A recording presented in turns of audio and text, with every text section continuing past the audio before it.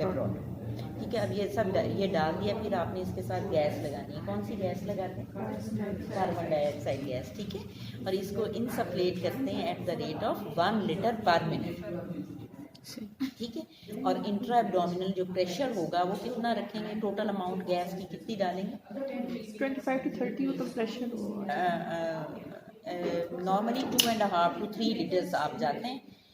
लेकिन आप अगर लिवर डलनेस को परकस करें and it disappear, that means enough gas is there. Otherwise आप, जैसे मैंने आपको बताया कि हमारे जो इंस्ट्रूमेंट्स हैं आप उसके ऊपर प्रेशर फिट कर लेते हैं, तो usual in a usual laparoscopy 12 to 15 millimetres of mercury का प्रेशर आप फिट करें, depending upon the BMI of the patient. अगर पेशेंट थिन लीन है तो कम प्रेशर होगा, अगर ओबीस है तो ज़्यादा होगा। ठीक, नॉर्मल प्रेशर 10 होता है, इंट्रा एब्डोमिनल नॉर्मल 10 होता है, 10। तो आप उसको 12 to 15 की रेंज में फिट कर देते हैं, और जब इतनी गैस चली जाती है कि इतना प्रेशर हो जाता है तो फर्दर गैस ऑटोमेटिकली स्टॉप हो जाती है। ठीक हो गया, अब आपकी गैस डल गई, अब आप इसको बाहर निकालेंगे। आपने स्किन इंसिजन जो दिया है उसको थोड़ा सा बड़ा करेंगे इसके साइज का। ठीक है, फिर this is known as trocar and this is known as cannula. इन दोनों को सैंपल किया, ये ट्रोकार बाहर निकल आता है, इसका छोटा ये किसी और का दिया हो। यहाँ पाम में आपने ये रखना है, ये आपने यूं करके पकड़ना है, again holding the abdominal wall, aiming towards the sacral promontory with the movement on the wrist. ये ठीक है, आपने ग्रेजुअली जाना। हाँ, रोटेटिंग मूवमेंट, ये शोल्डर वाली मूवमेंट नहीं होनी, यहाँ से बस आपने मूव करना है and it will go in. Once it goes in, आपने ट्रोकार को निकाल लेना है और टेलीस्कोप को अंदर डाल देना। ठीक है, यहाँ लाइट लगा देनी है, यहाँ गैस लगा देनी है, यहाँ से देखना है।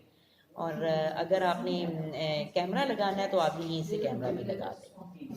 ठीक हो गया। अच्छा, अब जब ये डाल चुके हैं तो पेशेंट को हेड एंड नीचे कर देते हैं, this is known as Trendelenburg position. ठीक हो गया, ये आपने नीचे कर दिया और ट्रेंडलनबर्ग पोजीशन बनी।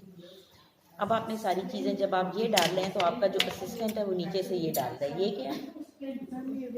रूबिन्स कैनुला या डाई इंसफलेशन कैनुला। ठीक है, तो इसमें ये है कि आपने पहले सिम्स को से वॉल को रिट्रैक्ट किया, इंटीरियर लिप को होल्ड किया, और उसके बाद साउंड डाली, यूट्रो सर्वाइकल कैनाल मेयर की और इसको आगे पीछे किया जितना आपने मेयर की, और उसके बाद आपने इसको फिक्स कर दिया वहाँ पे। ठीक है, अब इसकी मूवमेंट्स आप देखें कि अगर आपने यूट्रस को एंटीवर्ट करना है तो यूँ मूव होगा, ये आप पीछे लेके जाएंगे तो यूट्रस एंटीवर्ट होगा, अगर आप इसको ऊपर लेके जाएंगे तो यूट्रस रिट्रोवर्ट होगा।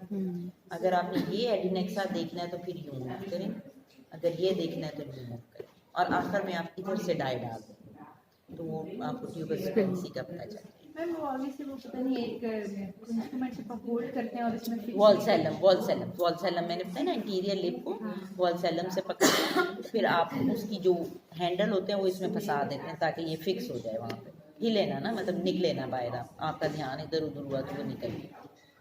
ठीक हो गया। अच्छा, अब फॉर ऊपर करेंगे, ये देखें ना, ये यूट्रस है, इसके अंदर बैठा हुआ। ठीक है, एंटीवर्ट के लिए यूँ करेंगे, रिट्रोवर्ट के लिए उल्टा करेंगे। हाँ, वो डिपेंड करता है ना, अब आप पाउच ऑफ डगलस देखना चाह रहे हैं तो यूट्रस एंटीवर्ट करेंगे ना, तभी पाउच ऑफ डगलस नजर आएगी। अगर एंटीरियरली कोई चीज़ देखनी है तो रिट्रोवर्ट करेंगे। ठीक है, और डाई डालेंगे यहाँ।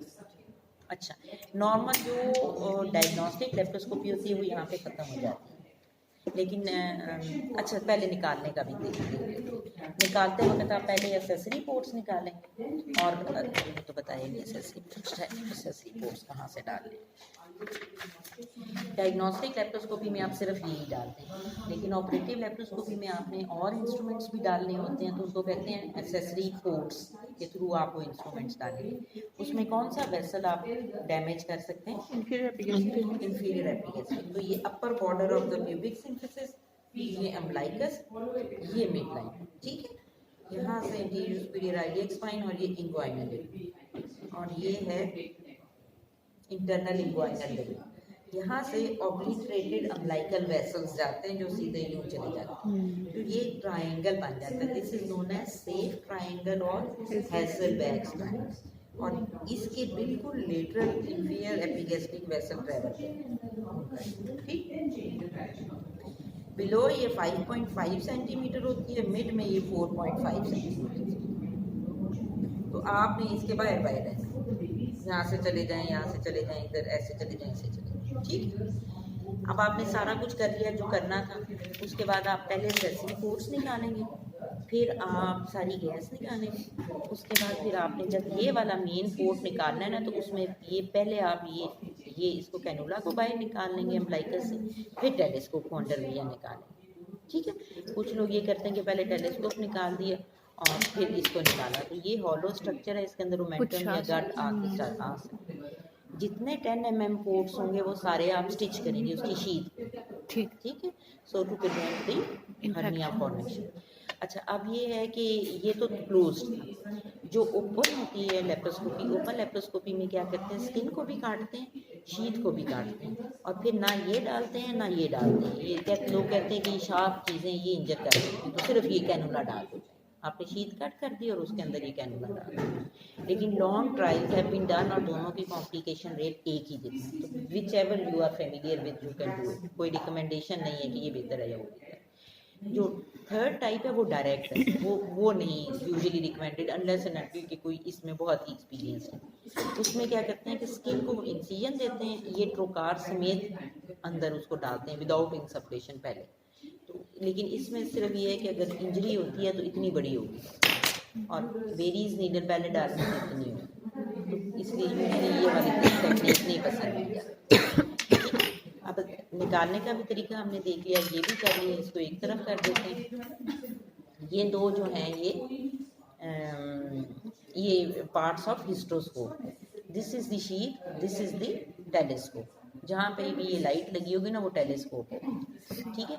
अब आपने इसको असेंबल करना है, पहले ही असेंबल करना है डालने से पहले। इसके अंदर एक ग्रूव है, इसके अंदर एक ग्रूव है और इसके अंदर एक ग्रूव है, ये वाली, ठीक है। इनको आपने तीनों को एक लाइन में लेके आना है। ये इसको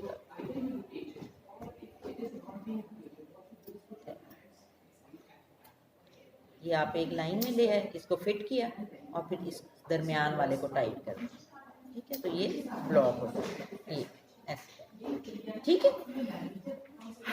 हो गया। अब आपने यहाँ लाइट लगानी है, यहाँ से आपने देखना है, यहाँ आपने इंसफ्लेशन मीडियम डालना है। इंसफ्लेशन मीडियम कौन सा डालेंगे? हाँ, और डायग्नोस्टिक में ना यूजुअली यू कैन यूज सेलाइन और कार्बन डाइऑक्साइड। लेकिन कार्बन डाइऑक्साइड में इसमें फ्लो रेट आप कम रखेंगे, उसमें कितना रखा था? 1 लीटर, इसमें 100 ml पर मिनट। अगर आप उसी रेट पे डालेंगे तो there is chances of embolisation, ठीक है।